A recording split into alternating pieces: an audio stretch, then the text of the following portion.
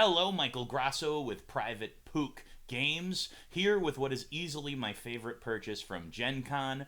I do know it's been a bit since Gen Con, but I am a regular person. It takes me a little bit to get through a lot of the things I've purchased, and so far, Luthier, this game that we have right here, is easily my favorite purchase so far. This was one I originally spotted when I went to go visit Paverson Games. I went to go visit their table to check out Distilled, which I'd heard a lot of good things about that being a really great solo game. Ended up eyeing this instead, didn't purchase anything, but thought, maybe I should consider pledging to that. I did not, because at the time I wasn't really looking for a big, heavy Euro, but the theme did really connect. I came this year. I ended up striking up a conversation with the gentleman who wrote the rule book, whose name I cannot remember right now, but I will put it in the comments or the details if I can remember it later. Very nice gentleman, very good people. The designer is a super nice guy from what I've heard, though I have not met him personally in person. But this is just a game that I have really, really, really enjoyed. And granted, I still have games I have not tried out that I bought at Gen Con, but that said, if I do find any that I bought that end up being better than this, my brain is probably going to explode. I am really enjoying this one. And this box, I just want to say really quickly as I'm holding it up, this box holds everything. Now, granted, I am sorry to ruin the illusion. It actually is just the cover. I'm pretending it's the whole box. But nonetheless, I can tell you that this is designed in a way where everything that I've bought, and I have bought the deluxe edition, fits in the box. I do have a couple other additional things that I pre-ordered from the website that I'll see if those do fit when I get them. But from what I can see, this is really packaged well, and that's a nice little treat on top of a great game. Now, I'm going to give another heads up here. This is a really important thing to be aware of. You've probably already noticed that I'm going to gush about this game quite a bit. I think it's fair for me to say that part of the reason for that could possibly be because it is so thematically perfect for me. I do really love music. My parents were musicians. They were some of my first teachers. You can see that in some of my videos. I have an upright bass in the background. I am more of an electric guitar, electric bass, and drums player, but I did inherit my upright bass from my mom when she passed away, and she was a very wonderful musician and upright bass player, and so I do take that out just to honor her memory. So obviously there's a lot of reasons why musically this game is going to resonate with me. Now, I personally think that you don't need that connection to enjoy this game to its fullest, but that said, in all fairness, I do have to admit that there could be a little bit of an increase in how much I'm enjoying it based on how well it connects with me. So I also want to mention, as long as we're talking about how thematically this game works, I gotta be honest, there is no other game I've played that so emphatically puts the nail in the coffin of the argument that Euros are games without theme than this one.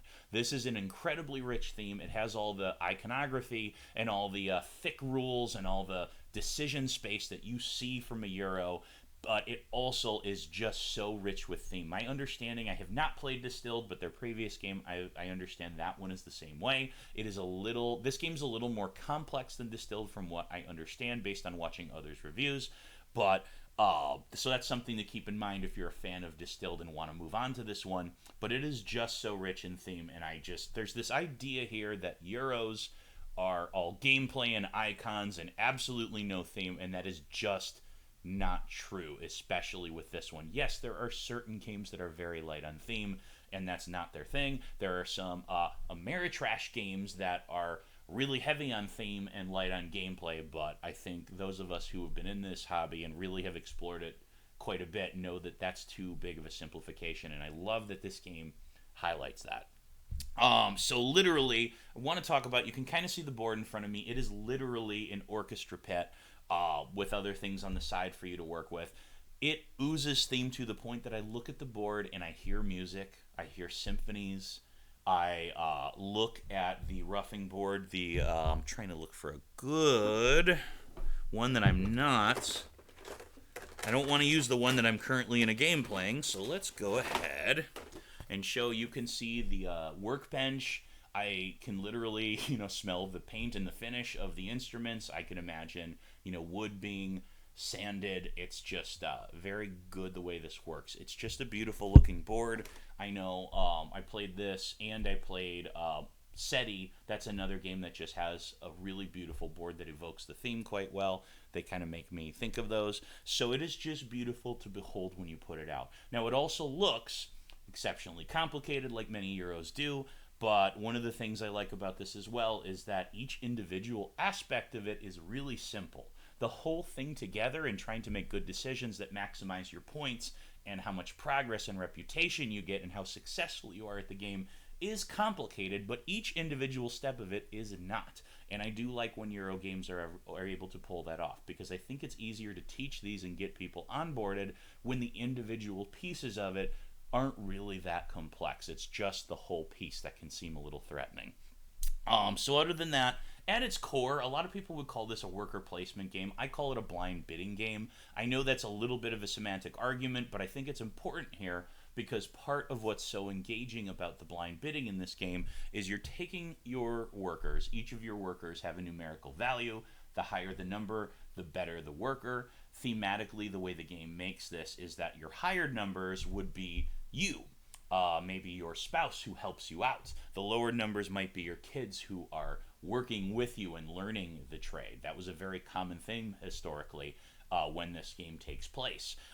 You get other apprentices you can hire. So you're basically assigning everyone from your family or your luthier business to do certain things each day, but you don't know, your opponent doesn't know which one you're assigning. So I can see that my opponent is going to try and solicit a new customer. They're going to try and get, I don't know, Catherine the Great to, I can't remember if that's one that's in the main deck or if it's one of the royal ones. Probably a royal one, but that's okay, whatever. They may be trying to grab the materials for another instrument. They might be looking for something to repair. They might be aiming to make a performance. Those are 4 key actions you can do. They might be looking to rough out some of their instruments or finish some of their instruments. And I don't know who they're assigning. They might be assigning their level 5 chip. They might be assigning their level 3. They might be assigning their level 1. But I don't know. So anytime I see them play one of their chips on something I might want to do, I have to decide, okay, do I want to put a higher number chip in order to make sure that I can get there first? Because I can look at the board and I can say, I really need a cello because I have Vivaldi is a customer of mine and he really wants this.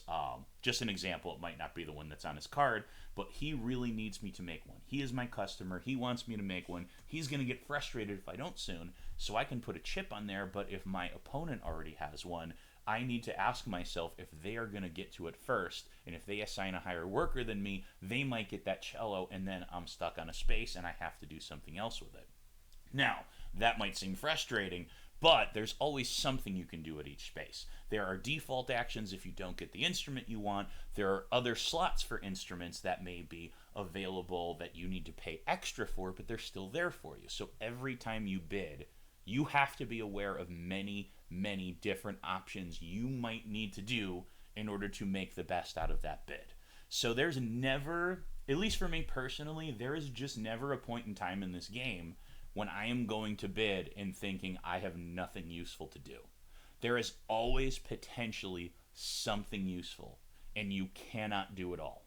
This game is 6 rounds long, which gives you plenty of time to develop things without being overly long, but you are not going to be able to please every customer you might want to take. You are not going to be able to play every symphony you want. You are not going to be able to fully upgrade your skills on the workbench, but you might be able to work on your performance. You might also be able to work on your prestige a little more so that you have more other benefits coming from that. You may be looking to win awards off of the top awards. There is always something you can do, but it's not always going to go your way. But this game gives you a lot of decision space to make a bid and think, I'm going to do A or I'm going to do B, and sometimes there might even be a C. It really is good in that. So other than that, I wanted to move on. The last thing I wanted to mention that I think I can add a lot to is the solo AI. I've enjoyed playing this game solo just as well as multiplayer. I'm going to go ahead and say I think the solo AI is fabulous. That said, I feel like I have to mention that there are those who disagree. There are some folks who look at the rules for the solo, and there literally is a section of the tutorial specifically for solo roles that find it a little too complex and fiddly, and I do understand where they're coming from. That said, I want to mention that my feeling about it is the AI is complicated and it is finicky. It is complicated and it is finicky, not finically, until the point when you realize it actually isn't. Now, what do I actually mean by that? Well, yes, when your AI opponent makes a bid and does an action, there are usually 3 things you need to check to determine what specifically they do. Like, for instance, if they are going to choose an instrument to repair, you usually have to check 3 different things in order to make sure you know what instrument they pick and why. And that can seem right away, wait a minute, there's 4 different sections of the board, then there's a 5th for the balcony, and then there's the workbench. You mean my opponent can choose up to 6 different things they bid on, and each of those I have to check like 3 different checkpoints? Yes, you're correct about that. But what happens is at some point you realize that all 6 of those really kind of work the same. For instance, you check one that would help your opponent, and the criteria for how it would help your opponent might be different. Like, for instance, if I'm choosing to make an instrument, well, I'm going to first see if I already have a customer who needs it. That sort of thing.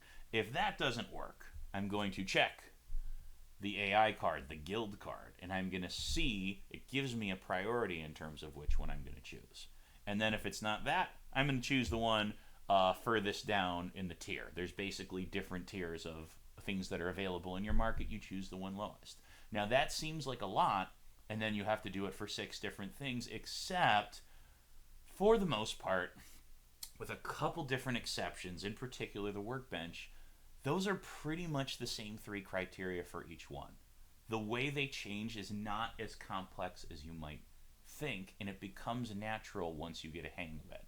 Now, once you get the hang of it, I understand is kind of a loaded term to say for this because, well, yeah, every complicated, finicky AI, every fiddly rule set is easy once you get the hang of it.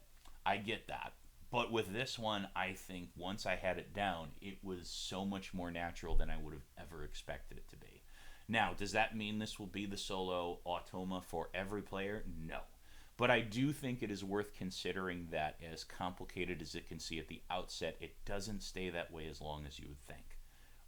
Just like I had mentioned before that there's a lot of things you can do in this game, which makes it complicated, but each thing you can do is rather simple once you look at it closely. So I hope that makes a little sense. Other than that, that's where I'm at with this game. Once again, this is easily so far my favorite purchase from Gen Con. I don't think the games that I have yet to try are going to match it, but if they do, I will be so excited, and you'll probably see another video. Other than that, I hope you enjoyed it. Please click subscribe, give me a like, thumbs up. Other than that, have yourself a great day.